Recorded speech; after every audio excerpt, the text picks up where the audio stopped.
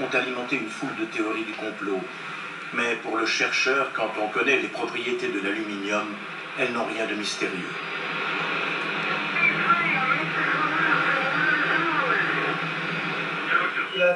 L'aluminium plus l'eau, ça donne de l'oxyde d'aluminium plus de l'hydrogène. Et une grosse explosion.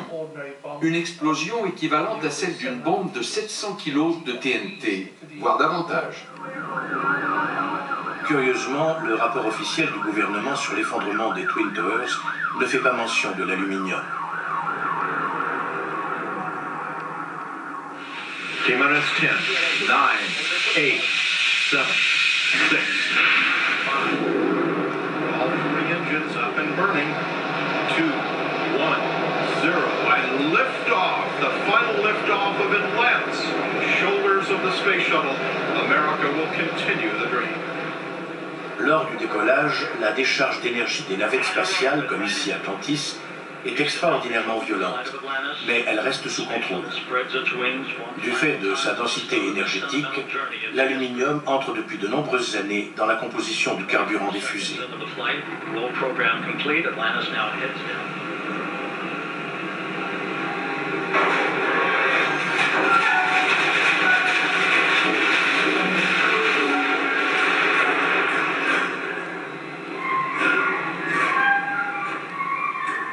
Une fois l'aluminium fabriqué, on peut théoriquement le fondre à volonté pour le retraiter.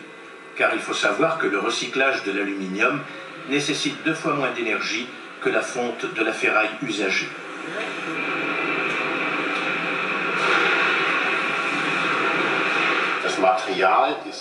Le matériau recyclé est extrêmement intéressant en termes de profit. Les taux de recyclage sont très élevés. Ils atteignent 95% et les produits obtenus ont une très haute valeur ajoutée. À chaque étape de la transformation, la valeur du produit est multipliée par 5. D'abord de la bauxite à la poudre d'oxyde, puis de celle-ci à la barre de métal qui pourra prendre toutes les formes et toutes les épaisseurs voulues. Mais la phase de production la plus coûteuse et la plus polluante est de plus en plus délocalisée dans les pays en voie de développement.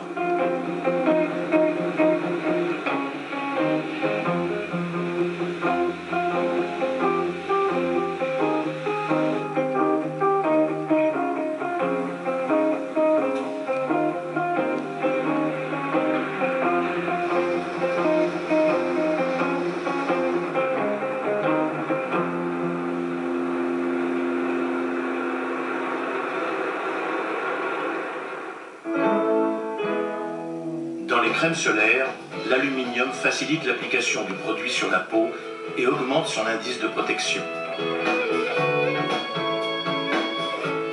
Les composés d'aluminium conviennent particulièrement bien au nettoyage des piscines, car ils agissent sur les substances en suspension en les coagulant. Une fois agglutinés, il suffit de les filtrer ou de les aspirer. Sur le barbecue, les barquettes en aluminium empêchent les aliments de noircir et de carboniser. On trouve du papier d'aluminium dans tous les foyers. Nous vivons à l'ère de l'aluminium. Son miroitement est omniprésent.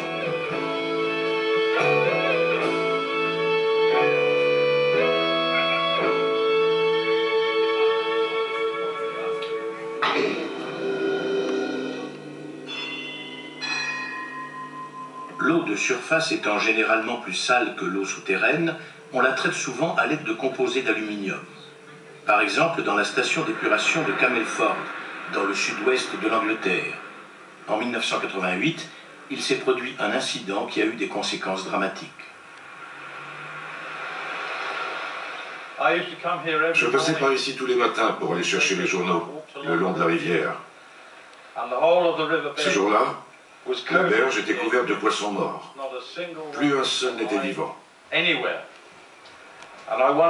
Je me suis demandé ce qui avait bien pu se passer. Le soir, ma femme a pris un bain. Et quand elle s'est lavé les cheveux et qu'elle a mélangé le savon et l'eau, c'est devenu tout bleu. Elle a été très surprise, mais elle ne s'est pas inquiétée, ça m'a seulement étonné. Ça s'est passé mercredi soir. On n'a rien su avant le jeudi midi. On a pris un café le matin, il avait mauvais goût. On ne savait pas pourquoi. Ça pouvait venir d'un tas de choses. Ça tachait les gants de toilette. On ne pouvait plus se brosser les dents. Quand on mettait une dentifrice dans notre bouche, ça faisait plein de mousse. Le service des eaux évoque alors un problème technique mineur. L'eau est parfaitement saine et on peut la boire, même si, à cause de son goût, les gens n'auront pas envie de le faire. On peut s'en servir tout à fait normalement, mais il est possible qu'elle irrite la peau de certaines personnes. Doug Cross a fini par faire le lien entre les poissons morts et le goût bizarre de l'eau.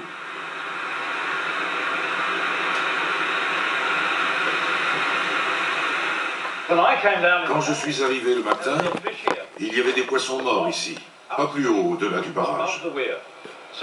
Donc la pollution de la rivière ne pouvait pas venir de l'amont. Elle venait d'ici.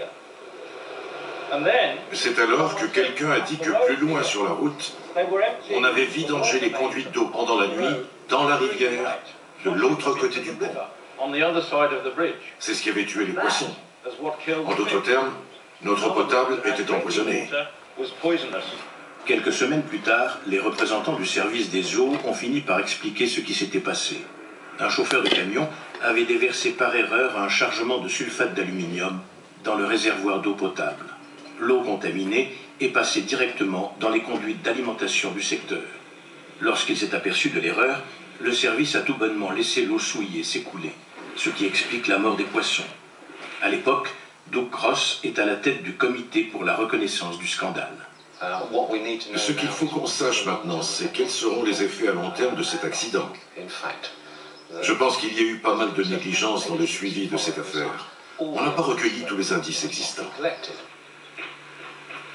Avec Carol, sa femme, ils ont eux aussi bu cette eau polluée. Nous avons tout fait pour éviter de boire cette eau. Mais nous avons dû en absorber une certaine quantité. On l'a stocké dans le réservoir du toit de cette maison, là où nous habitions. Puis ma femme a commencé à souffrir très sérieusement d'arthrite. Sa maladie était relativement bénigne à l'époque. Il y avait beaucoup de cas bien plus graves. Certaines personnes m'ont raconté qu'elles avaient des trous de mémoire en conduisant. Elles s'arrêtaient brusquement sur le côté de la route et se disaient « Où est-ce que je vais ? Pourquoi suis-je sur le côté de la route ? Je suis du mauvais côté. » Ce genre de choses devenait courant. Puis j'ai commencé à recevoir des coups de fil de fermiers. L'un d'entre eux m'a dit j'avais 40 agneaux dans un pré alimenté par une conduite d'eau de la ville, et dans un autre pré, j'avais 200 agneaux avec de l'eau de source. Tous ceux qui étaient dans le pré avec de l'eau de source sont en bonne santé, mais sur les 40 qui buvaient l'eau du robinet, 10 sont morts. Puis on a fait part du même genre de problème avec les vaches. Quand on voit de gros animaux mourir et qu'on vous dit « Mais non, ça n'affecte pas les hommes », on sait que c'est un mensonge. En 2003, 15 ans après l'accident, Doug Cross a remarqué des changements inquiétants dans le comportement de sa femme. Le premier symptôme qui s'est manifesté, c'est qu'elle avait des problèmes dans les magasins. Quand on lui demandait de payer, elle donnait n'importe quelle somme en souriant. Elle ne savait pas du tout si c'était le bon montant. Et j'ai fini par m'apercevoir qu'elle achetait toujours la même chose. J'ai dû m'occuper seul des courses. Elle avait fait de merveilleuses peintures sur galets, de très belles choses, très minutieuses. Mais petit à petit, la qualité a diminué et elle a fini par abandonner. Elle n'en était plus capable. Elle est devenue extrêmement faible. Et petit à petit, elle a perdu toutes ses facultés. Un jour, elle m'a dit « Tu prendras soin de moi ». Je n'ai pas compris ce qu'elle voulait dire. Ce n'est qu'après que je me suis rendu compte de la gravité du problème. Puis, à un moment donné, elle m'a regardé et elle m'a dit doucement « Adieu, adieu, adieu ». Et c'était la dernière fois qu'elle m'a parlé. Carol est décédée peu de temps après. Elle avait 59 ans.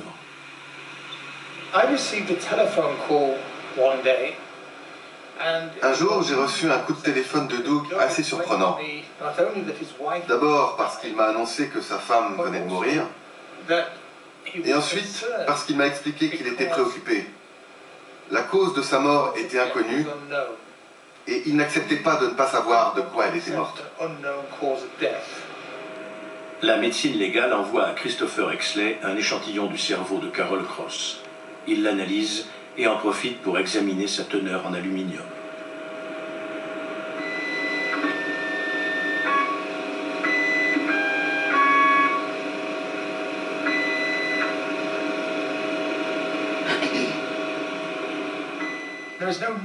Il n'y a pas de taux normal. Le taux normal d'aluminium, ce serait 0. En réalité, nous avons tous de l'aluminium dans le cerveau. Quelque chose comme 1 ou 2 microgrammes d'aluminium par gramme de tissu en poids sec. Nous avons découvert que dans certains cas de maladie d'Alzheimer, ce chiffre peut aller jusqu'à 4, 5 ou 6. Dans l'un des échantillons du cerveau de Madame Cross, nous avons trouvé 23 microgrammes par gramme en poids sec, ce qui est proprement inouï. C'est l'un des taux les plus élevés que nous ayons jamais mesurés. Et nous avons sans doute mesuré plus de teneur en aluminium dans le cerveau qu'aucune autre équipe au monde.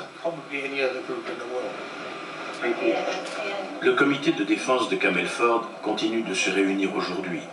Le sort de Carol Cross n'est pas resté un cas isolé.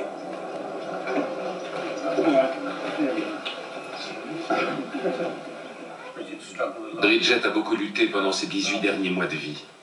Je ne l'ai su que 3 semaines avant sa mort. Elle avait bien gardé son secret. Elle s'est battue jusqu'à la fin. Elle avait 61 ans, je crois. Je me souviens qu'au travail, j'avais d'affreux maux de tête. J'étais vraiment fatiguée.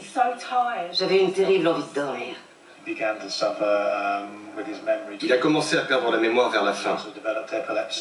Et il a également eu des crises d'épilepsie. Les résultats des tests montraient de graves anomalies au niveau de l'irrigation de son cerveau. La spécialiste a déclaré qu'elle n'avait jamais rien vu de semblable.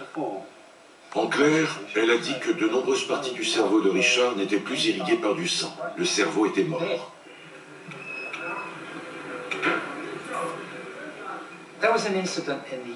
Il y a eu un incident à Camelford il y a une vingtaine d'années. Après coup, de nombreuses personnes ont affirmé qu'elles souffraient de troubles cognitifs. Mais elles y avaient un intérêt personnel, vous comprenez? Si elles avaient des troubles cognitifs, elles pouvaient en retirer quelques compensations, alors qu'en l'absence de dommages, elles ne touchaient rien.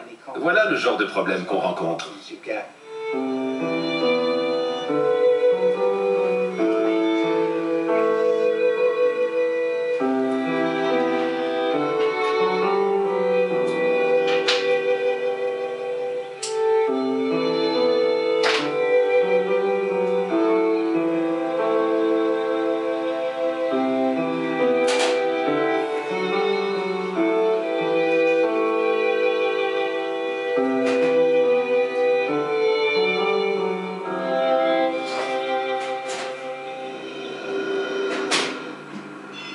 Dans de nombreuses régions d'Europe, comme ici dans la Ruhr, on utilise l'aluminium dans le traitement de l'eau potable. Ici, c'est du chlorure d'aluminium, un composé qui élimine les particules en suspension.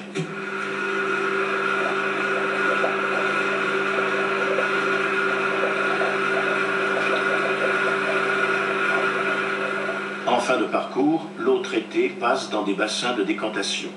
Les particules d'aluminium se déposent au fond des cuves.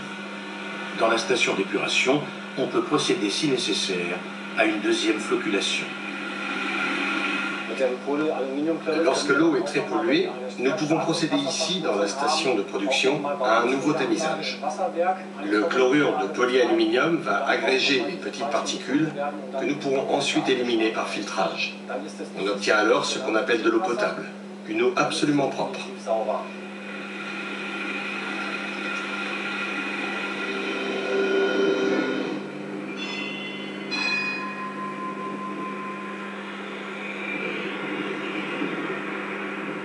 En France, on a également recours à l'aluminium pour purifier l'eau potable et il y reste toujours un peu de métal. Des scientifiques de l'Université de Bordeaux ont conduit une étude sur 15 ans pour évaluer les risques sanitaires de l'eau ainsi traitée.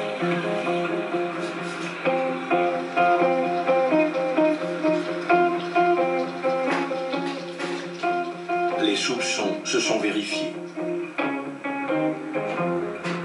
L'étude épidémiologique a montré que l'augmentation, surtout à partir donc de 60 ans à peu près, eh bien, était augmentée d'un facteur 2. dans la maladie d'Alzheimer. Les conclusions sont claires et nettes à ce niveau que l'apport d'aluminium, surtout chez des personnes, disons, d'un certain âge, était un facteur aggravant, vraisemblablement, de la maladie d'Alzheimer. André Picaud a recommandé aux fournisseurs d'eau l'emploi du chlorure ferrique, qui ne pose aucun problème dans le traitement de l'eau. Un tiers des régions françaises, parmi lesquelles les stations parisiennes, ont suivi ce conseil. Dans la capitale, les canalisations transportent désormais de l'eau potable dépourvue d'aluminium. La substitution des sels d'aluminium par des sels ferriques est, à mon sens, une excellente chose parce que le fer, d'après ce que l'on sait de sa toxicité, n'a pas d'incidence sur le vieillissement cérébral. Et donc, à ce niveau déjà, on va gagner en sécurité. Mais ce changement de procédé coûte cher et la technologie du fer est un peu plus compliquée à mettre en œuvre. Une grande partie de la population française devra attendre encore quelque temps.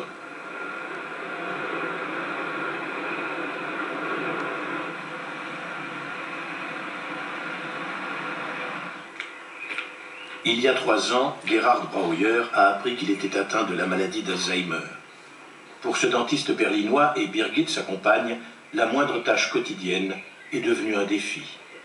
Il faut qu'on réfléchisse à ce qu'on va faire à manger ce week-end.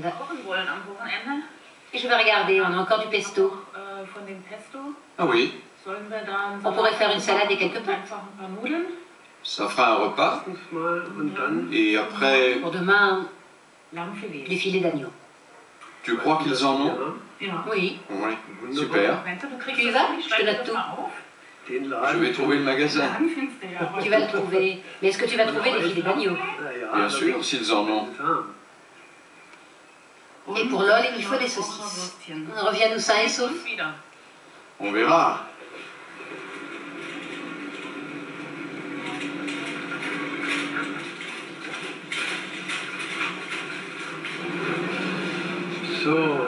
Alors, où sont les saucisses?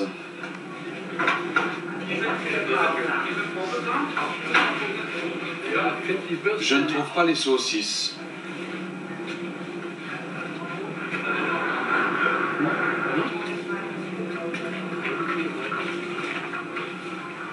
Où est mon caddie? Est-ce que quelqu'un sait où il est passé? Nous ignorons si l'aluminium est un facteur aggravant ou véritablement une cause de la maladie d'Alzheimer. Ce que nous savons, c'est que l'aluminium est un neurotoxique et qu'il est associé aux principales caractéristiques pathologiques de la maladie d'Alzheimer. Cela ne change rien au fait que dans les régions où il y a une certaine quantité d'aluminium dans l'eau courante, on constate une incidence plus élevée de la maladie. Les liens établis existent bel et bien. Aucun d'entre eux ne prouve que l'aluminium cause ou contribue à causer la maladie d'Alzheimer, mais le contraire n'a jamais été prouvé non plus.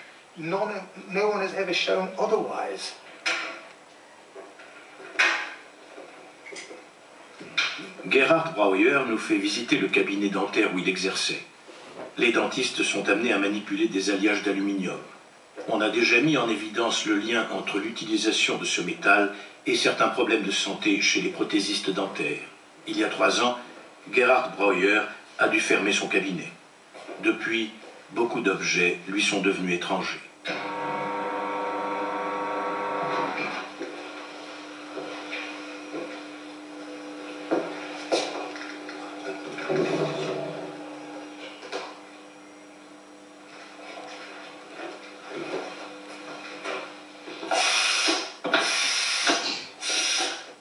Je ne sais plus comment ça marche.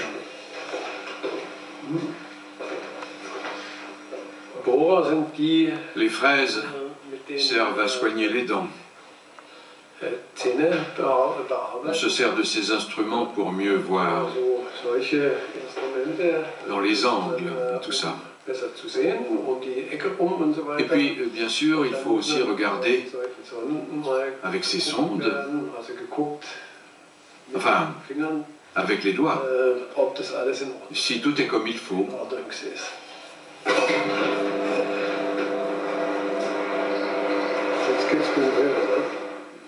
On ne sait pas ce qui s'est passé. Et puis, ça ne sert à rien de regarder ce qu'il y a dans le cerveau. On pourrait regarder, bien sûr, mais alors...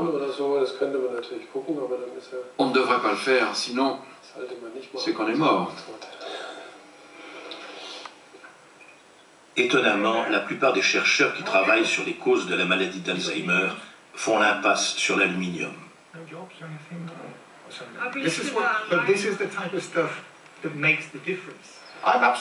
Je suis convaincu que la maladie d'Alzheimer existerait sans l'aluminium.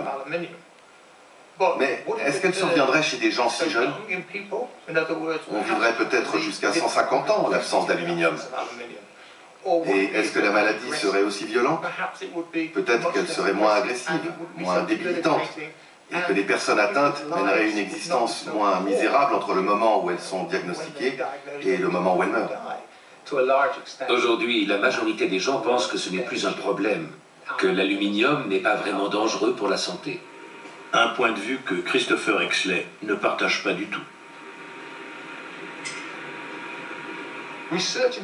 La recherche sur l'aluminium a été arrêtée, délibérément. Et à cause de cela, nous sommes loin d'avoir des réponses concernant les effets de l'aluminium sur la santé.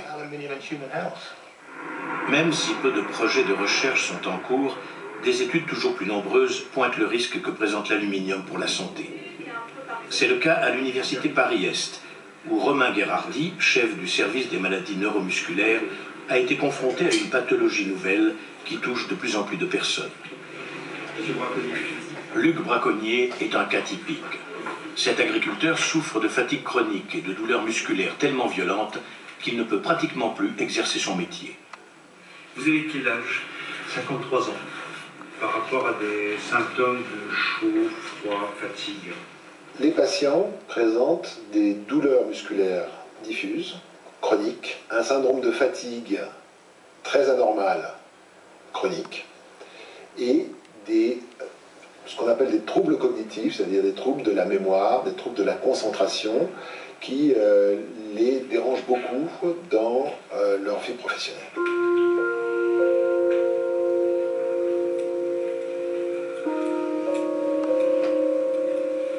Le médecin fait un prélèvement de tissu musculaire.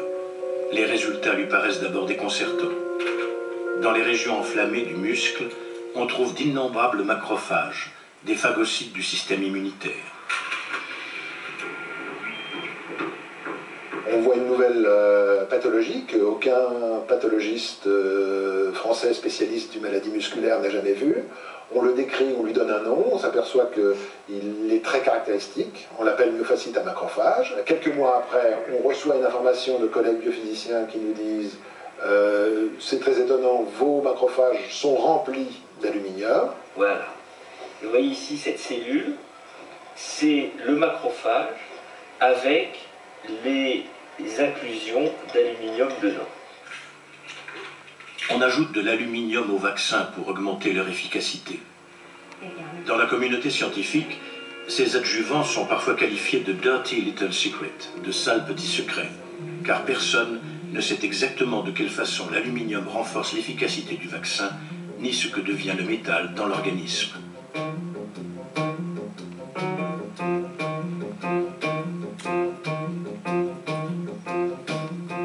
Regardez la littérature, l'hydroxyde d'aluminium est introduit en 1927 dans les vaccins. Et jusqu'à l'avènement de la myofasciite à macrophage, tout le monde pensait qu'en quelques jours, peut-être quelques semaines au maximum, après l'injection dans le muscle, l'hydroxyde d'aluminium était solubilisé et éliminé dans les urines. Et donc, le premier élément, c'est que la myofasciite à macrophage, maintenant on est certain, témoigne de la possibilité, au moins chez certains individus, de persistance pendant de très nombreuses années de l'hydroxyde d'aluminium dans le système immunitaire. Guérardi et son équipe ont mis en évidence que chez la plupart des êtres humains et des animaux, l'aluminium était éliminé. Mais chez un petit nombre d'individus, il produit une réaction anormale. Les macrophages du système immunitaire absorbent les particules d'aluminium et ne peuvent plus s'en débarrasser. Ils deviennent alors en quelque sorte immortels et propagent l'aluminium dans tout l'organisme. Que devenaient les particules une fois qu'elles sont injectées? on arrive à rendre fluorescentes les particules, ce qui permet de les observer et observer leur devenir dans l'organisme. On s'aperçoit que les particules injectées dans le muscle sont capturées par les cellules dans le muscle, elles sont transportées dans le ganglion lymphatique et après circulent dans la circulation pendant des mois et pénètrent avec beaucoup de retard dans le système nerveux central.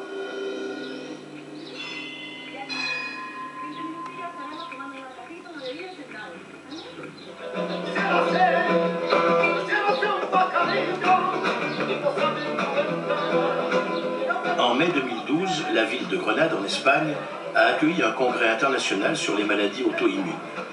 Pour la première fois, une part importante du colloque a été consacrée aux effets des excipients contenant de l'aluminium.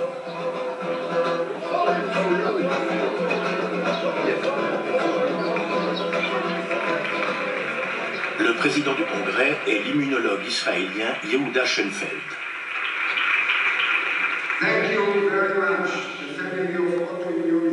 Il n'est pas expert en aluminium, mais il connaît toute l'importance des recherches menées par ses confrères. C'est la plus importante rencontre sur l'auto-immunité organisée à ce jour.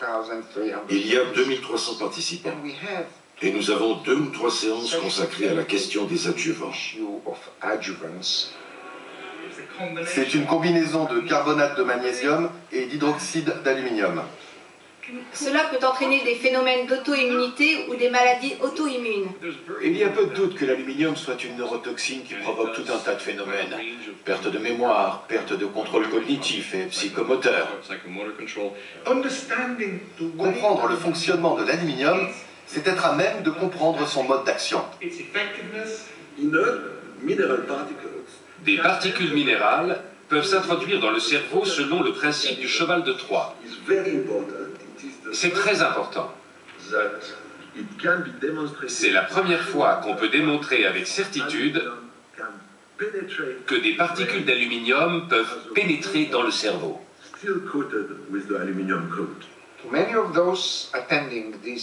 Pour de nombreux participants, ce fut une révélation. Notre rôle en tant qu'organisateur de cette conférence est de diffuser l'information, car le défaut de connaissance est dangereux. Nous ne condamnons pas les vaccins. Nous ne voulons pas les supprimer. Mais j'aimerais pouvoir repérer quelles personnes sont sensibles à l'aluminium afin qu'elles évitent son usage. Lors du congrès, un consensus s'est dégagé. Les fabricants de vaccins doivent investir à l'avenir dans le développement d'alternatives sans aluminium. Mais les autorités de l'Union européenne n'y voient aucune urgence. Je pense que ce n'est pas le rôle de l'Union européenne de faire pression, du moins s'il n'y a pas de danger imminent. Or, de notre point de vue, il n'y a pour l'instant pas de danger imminent en ce qui concerne l'hydroxyde d'aluminium. Sur quelle base ferions-nous pression? Retour à Francfort. Eva a organisé une petite fête pour ses amis. Voilà 1 an qu'elle a surmonté la chimiothérapie.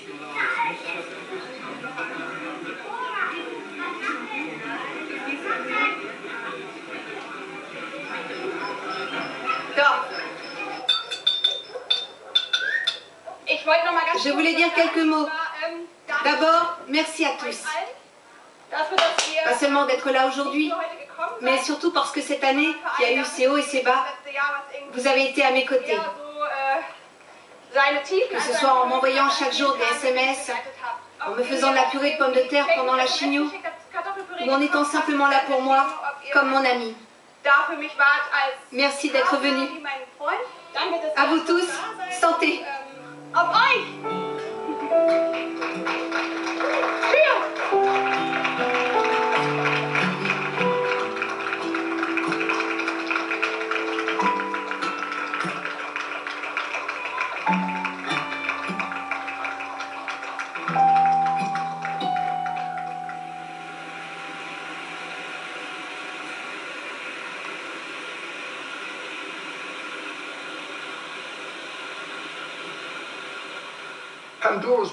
On a ouvert la boîte de Pandore. On a libéré l'aluminium. Quel en sera l'impact sur l'avenir de notre vie sur Terre? Les premiers éléments de réponse ne sont pas fameux. Il faut qu'on essaie de résoudre ce problème. L'ère de l'aluminium